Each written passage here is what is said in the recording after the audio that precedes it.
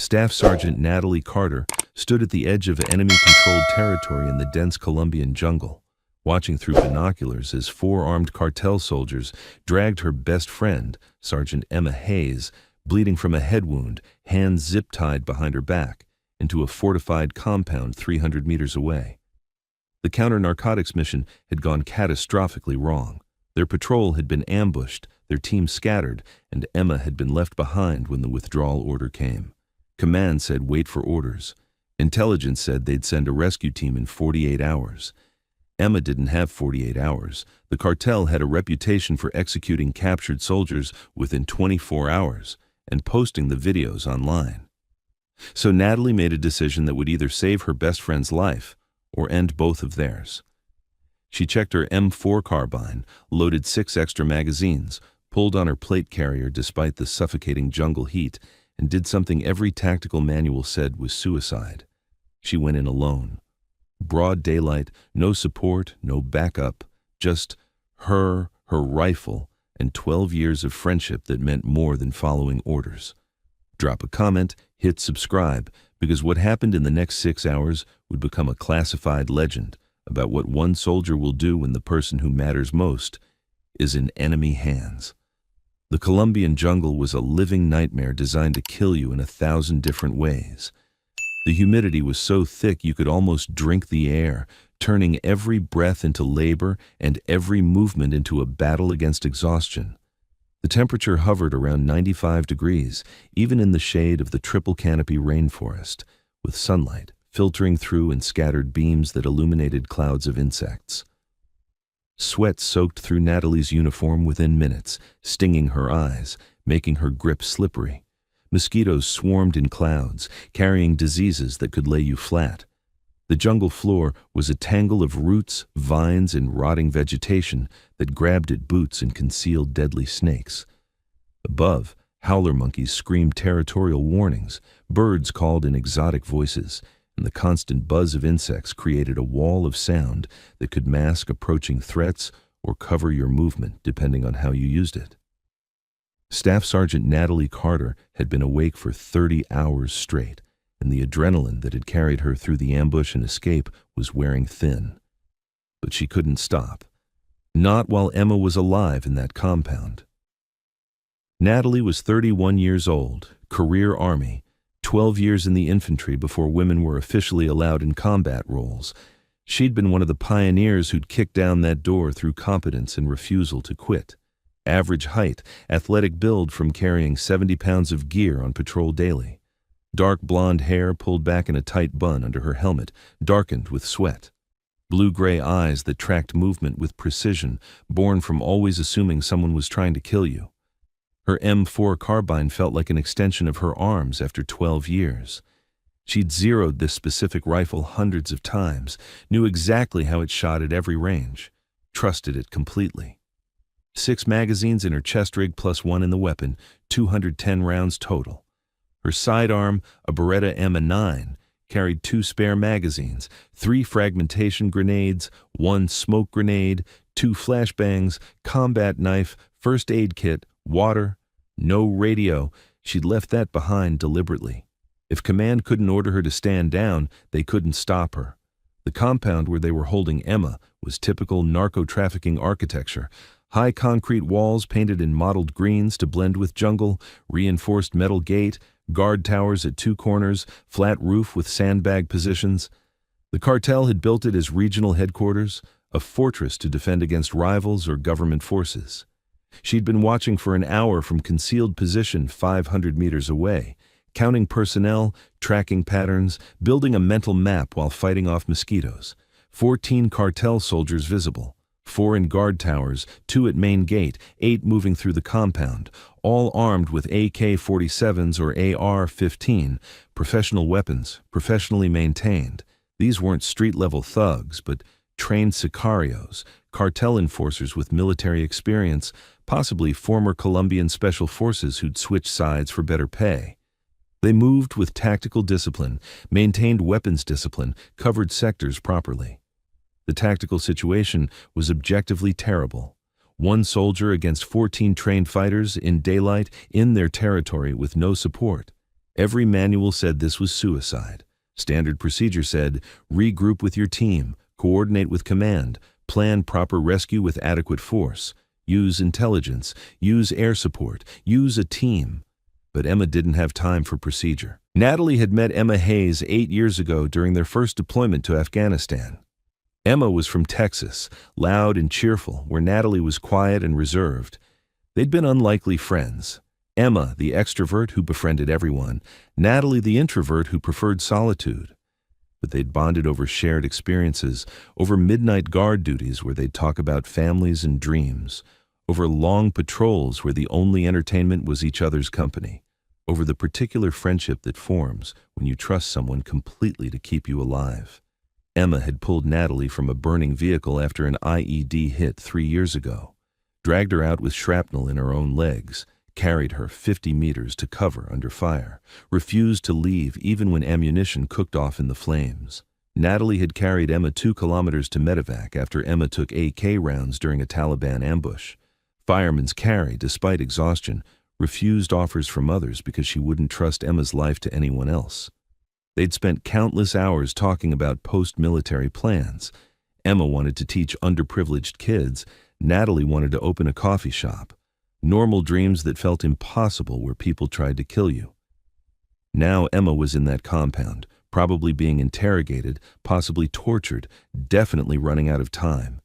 Natalie made her final decision. She was going in. The approach would be most dangerous. 500 meters of jungle between her position and compound. That part offered cover. But the cartel had cleared a 50-meter perimeter, creating a kill zone where anyone approaching would be completely exposed to fire from guard towers and walls. Those 50 meters would be absolutely lethal in daylight, unless she created a different problem for them to focus on. Natalie studied the compound's northern approach. The cleared perimeter was uniform on 3 sides, but on the north, a stream cut through, probably left for water access. The stream had high banks, heavy vegetation, ran to within 30 meters of the north wall before turning east. If she used that approach, the banks would provide concealment from guard towers. But she needed a distraction, something to pull guards' attention away, make them focus on a different threat. 200 meters west of the compound, jungle rose into a small hill, good elevation, good sight lines to the compound's western wall and main gate. If she set something up there first, created a threat from that direction, guards would orient defenses toward perceived attack. Basic infantry tactics: fix enemy attention in one direction, attack from another. Natalie moved west through jungle, using every bit of cover, staying low where undergrowth was thick, moving with practiced stealth. The jungle was both enemy and ally. It concealed her, but made silent movement nearly impossible. Every step required calculation: where to place feet to avoid breaking branches, how to move through vines without shaking them, when to freeze because something had noticed her and might give her away. 20 minutes brought her to the hill. She found position with good cover from fallen tree, clear sight lines to compound, good concealment from jungle behind. She pulled out smoke and fragmentation grenades, positioned them carefully, then rigged a simple timing device using 550 cord, a stick, and grenade pins. Crude but effective. When cord burned through, it would pull pins, grenades would detonate, guards would think someone was attacking from west. She estimated 10 minutes once diversion went off. 10 minutes to cover distance to North Stream, use distraction to cross kill zone, breach north wall, find Emma, get out before cartel realized what actually happened. Natalie lit the fuse. Paracord she'd unraveled and coated with gun oil, slow burning and reliable, then moved fast back into jungle, circling east then north toward stream approach. 8 minutes now. 7. 6. She reached the stream with 4 minutes to spare, dropped into water, waist-deep current stronger than expected, and began moving downstream toward compound. Stream banks rose 3 feet on each side, providing perfect concealment from anyone not directly overhead. Water was brown with sediment, probably contaminated, but it kept her cool and masked her movement. 3 minutes. 2. Natalie reached where stream came closest to compound, 30 meters of open ground between stream bank and north wall. She could see guard towers, see guards scanning sectors with professional discipline.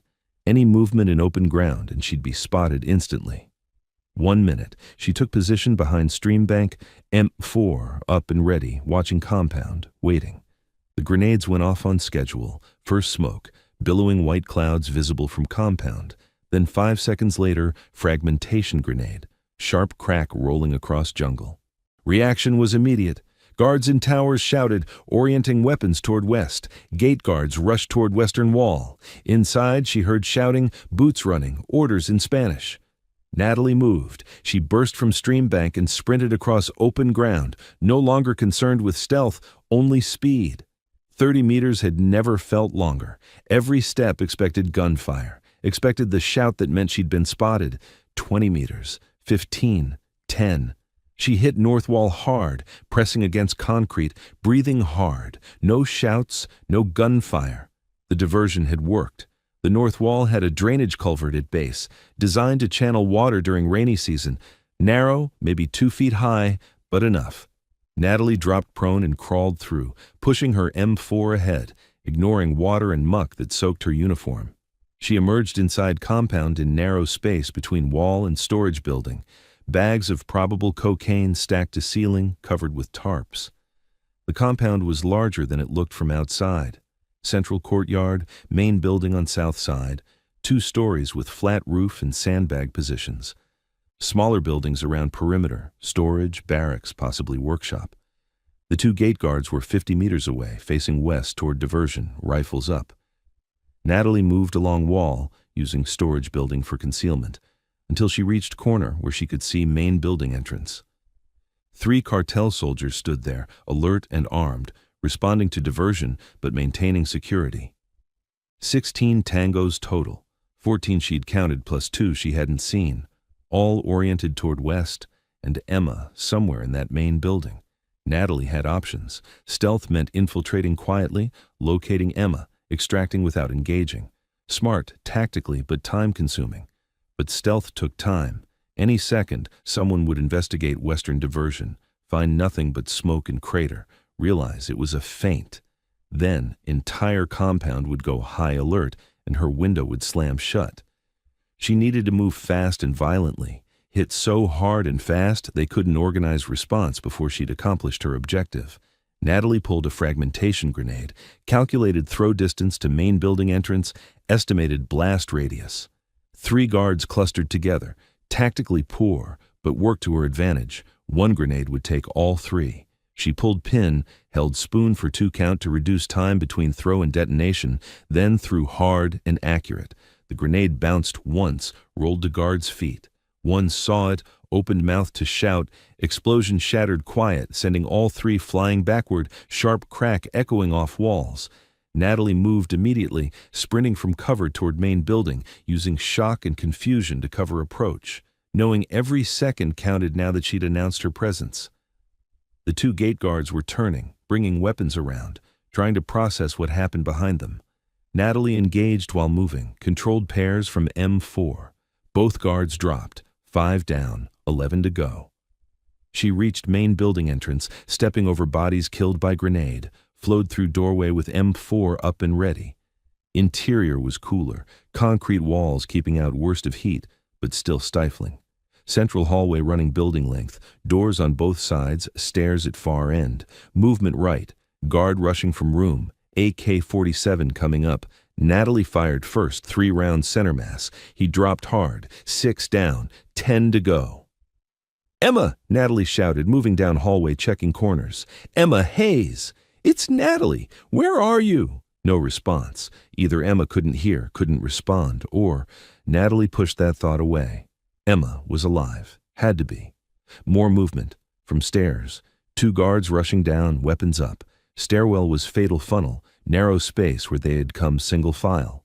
Natalie waited, M4 aimed at stairbase, breathing controlled despite adrenaline. First guard appeared and she fired. Controlled burst, center mass.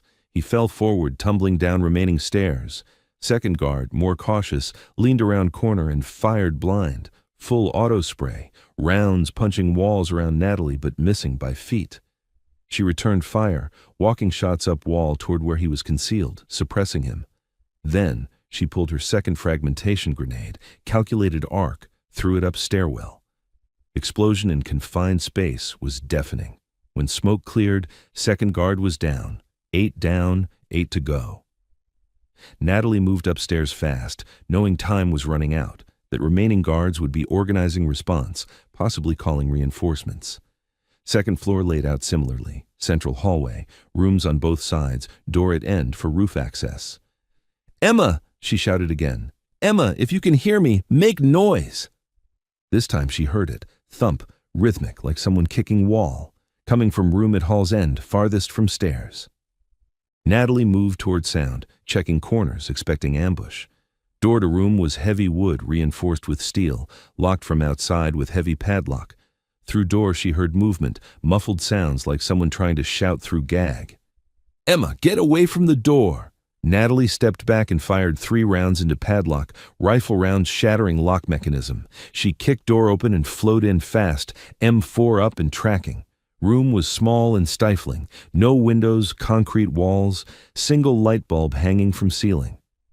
Emma was there, zip-tied to metal chair in center, duct tape across mouth, face bruised and bloody from repeated blows. Left eye swollen nearly shut. Blood crusted on forehead, but her eyes tracked to Natalie with instant recognition and hope. But Emma wasn't alone. 2 cartel guards stood in corners, one behind Emma with pistol to her head, other to side with AK-47 pointed at doorway. For a frozen moment, nobody moved. Mexican standoff, Natalie with M4 trained on rifle guard, that guard aiming at her, other guard with pistol pressed against Emma's temple. Rifle guard spoke in Spanish-accented English.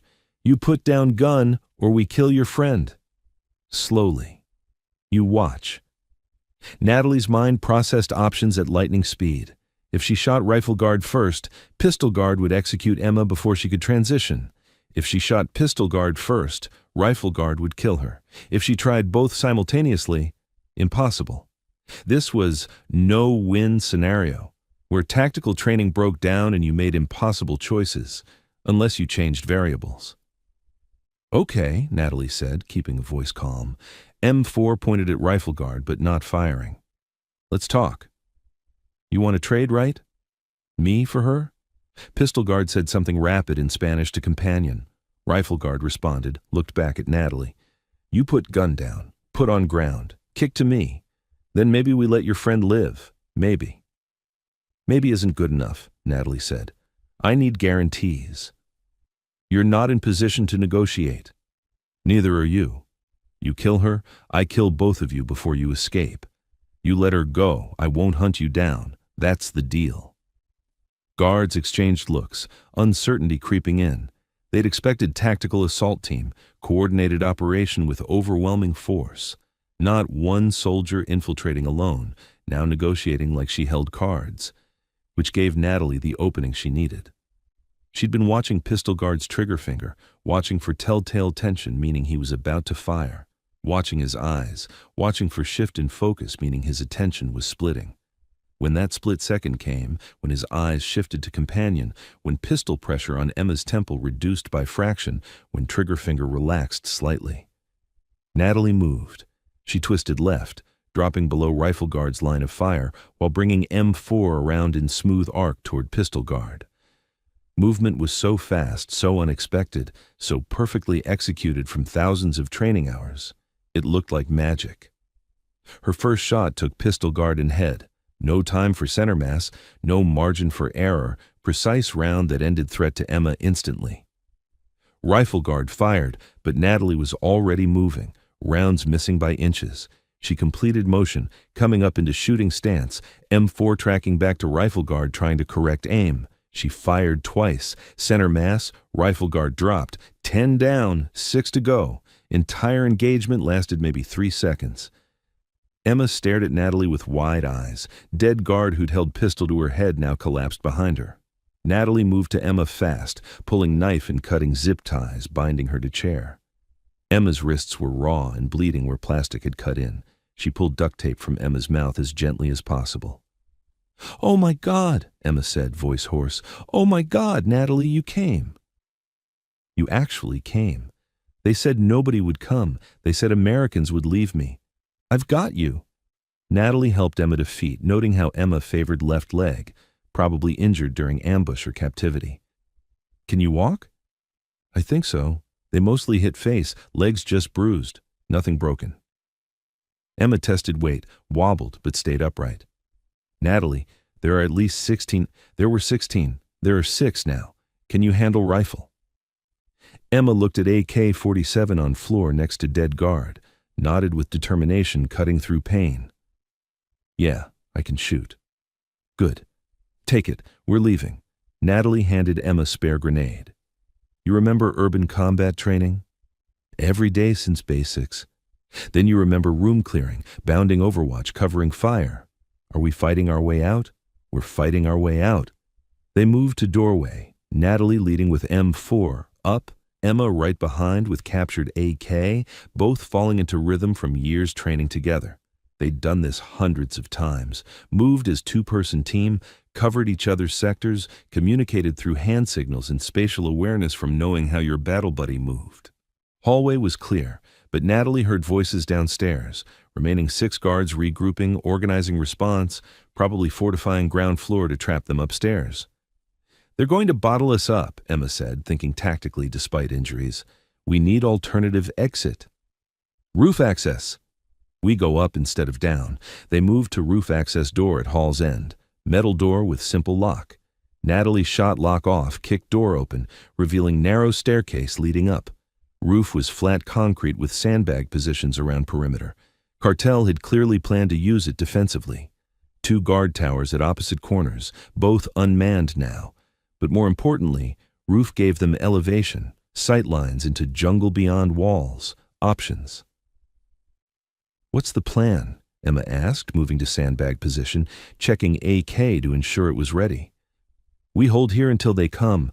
When they rush roof, we hit them hard. Then we break for north wall, through drainage culvert into jungle. That's a terrible plan. You have better one? Emma smiled despite blood and bruises. Nope. Terrible plan it is. They didn't wait long.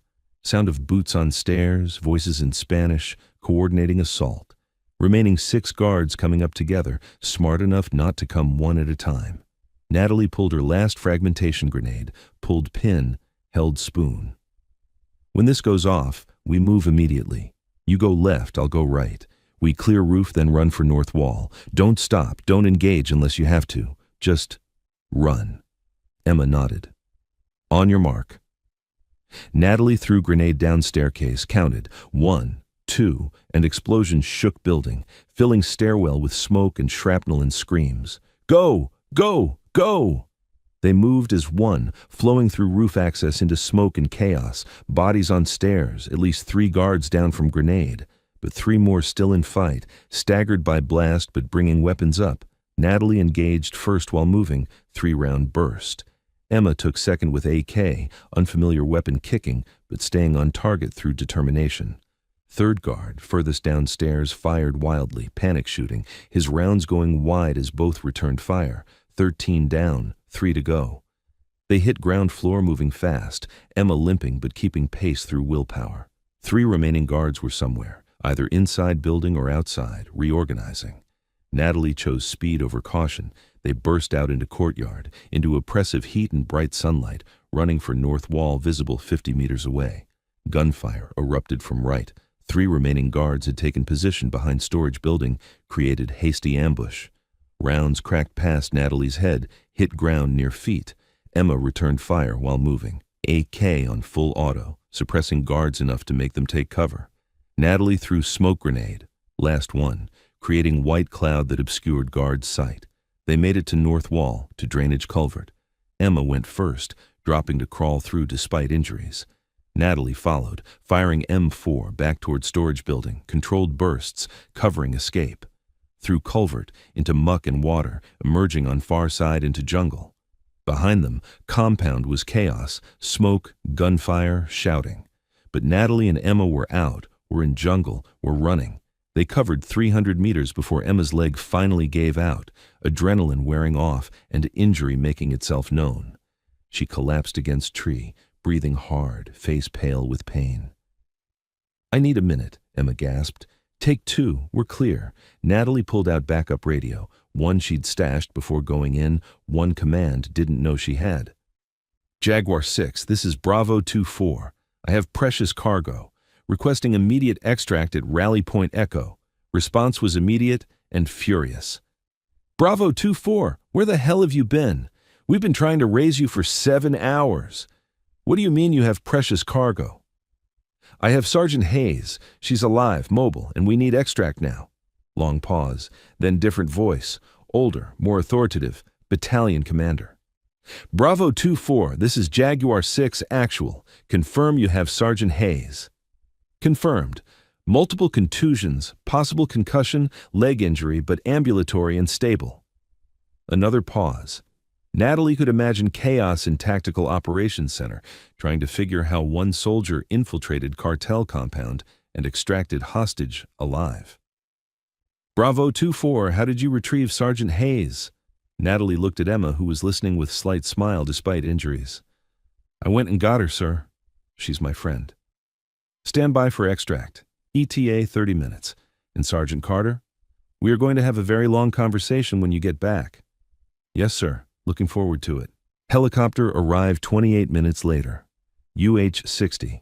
Black Hawk threading through jungle canopy. Door gunners scanning for threats. Full squad of infantry providing security. Extraction was fast and professional. Emma loaded first with medic, immediately starting treatment. Natalie climbing aboard last, taking final look at jungle that almost killed them both. They'd done it. Against all tactical sense, against orders, against everything she'd been taught about proper planning, she'd infiltrated cartel compound alone in daylight and brought Emma home alive. It was the stupidest thing she'd ever done, and she'd do it again in heartbeat. The debrief lasted 8 hours. Natalie sat across from company commander, battalion commander, 2 intelligence officers, and DEA liaison who wanted every detail about cartel compound. She walked them through it, step by step. Company commander was beyond furious. Sergeant Carter, do you have any idea how reckless this was? You could have been killed. You could have gotten Hayes killed. You violated direct orders to remain in position and await rescue team. Yes, sir. You engaged 13 cartel soldiers alone, in their territory, in defended compound. Yes, sir. Company commander leaned back, studying her. And you'd do it again, wouldn't you? Natalie met his eyes directly. Sir, Sergeant Hayes is my friend. Best friend for 8 years. 3 deployments together. She's saved my life. I've saved hers. When she was captured, intelligence said cartel would execute her within 24 hours. Command said rescue team in 48 hours. Math didn't work. So I went and got her. Math didn't work, battalion commander repeated, respect creeping into voice. Sergeant Carter, what you did was tactically unsound, violated multiple regulations, showed complete disregard for chain of command. Yes, sir. It was also one of most impressive displays of individual combat capability I've seen in 26 years. He opened folder. 13 enemy combatants killed. 0 friendly casualties beyond Hayes's pre-existing injuries. Hostage recovered alive. Complete tactical surprise achieved despite operating in daylight in enemy territory. He closed folder. How did you do it? Natalie thought about it. Training, sir. And being really, really motivated not to fail. Finally, company commander spoke. Sergeant Carter, you're being recommended for Silver Star. You're also being given Article 15 for disobeying orders. You'll be both decorated and disciplined. Does that make sense? Natalie smiled slightly. Perfect sense, sir. Worth it. Emma was in field hospital when Natalie got free. Stitches in scalp, intravenous fluids, but alert and smiling when Natalie walked in. Hey, crazy person, Emma said. Heard you're getting medal in Article 15. That's the rumor. Also heard you killed 13 guys by yourself. They were standing between me and you. That was their mistake. Emma's smile faded. Natalie, you could have died. What you did was what you would have done for me. Yeah, it is. Emma took Natalie's hand. Thank you doesn't seem like enough. You saved my life. You saved mine in Helmand. I saved yours here. That's how this works. Is it? It is for us. 3 months later, at ceremony at Maine Base, Natalie received her Silver Star. Citation read, "For gallantry in action against armed enemy during counter-narcotics operations." Staff Sergeant Carter displayed extraordinary heroism when she single-handedly infiltrated fortified enemy compound, engaged and defeated 13 enemy combatants, and successfully extracted captured American soldier. Her actions were in keeping with highest traditions of military service and reflect great credit upon herself, her unit, and the United States Army. Emma was there, fully recovered, back on duty. When medal was pinned to Natalie's uniform, Emma was first to salute. "You earned that," Emma said afterward. "We both earned it. We've been earning it for 8 years. So what do we do now?" "We keep going.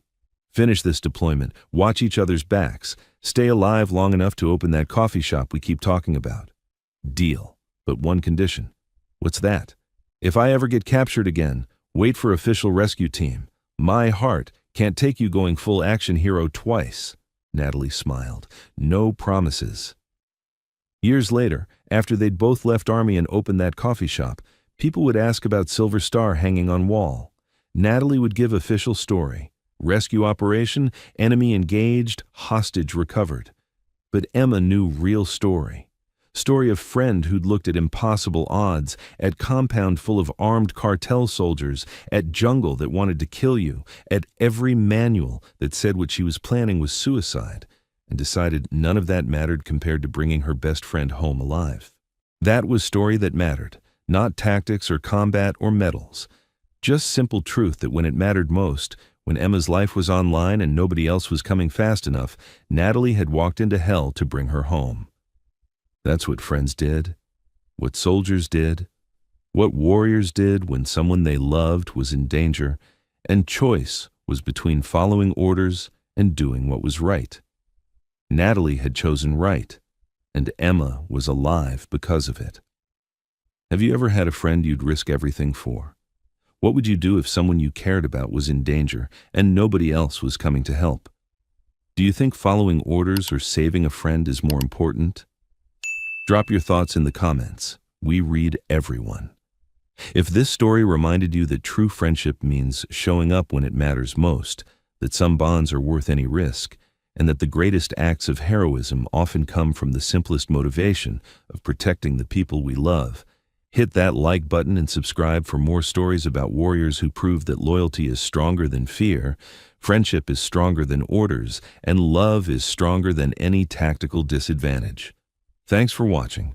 Every woman has a story worth telling. Join us to hear them all.